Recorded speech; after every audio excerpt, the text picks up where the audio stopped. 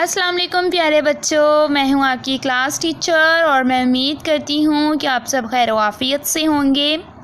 آج میں آپ کو اردو کی کتاب پڑھاؤں گی اور آج ہمارا سبق ہے چے۔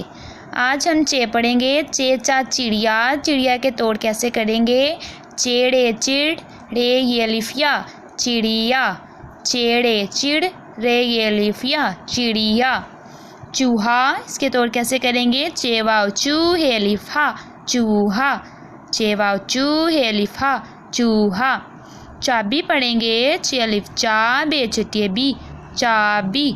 چے الف چا بے چھٹی بی، چابی۔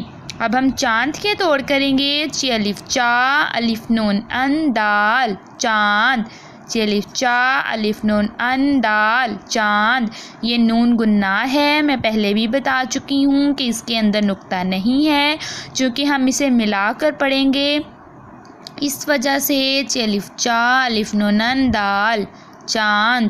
مجھے پوری امید ہے کہ آپ سب کو سمجھ آ گئی ہے میں نے کس طرح سے پڑھایا ہے۔ آپ اسی طرح سے اسے یاد کریں۔ پھر ملیں گے انشاءاللہ ایک نئے سبق کے ساتھ۔ اللہ پاک آپ کو اپنے حفظ و ایمان میں رکھے۔ اللہ حافظ۔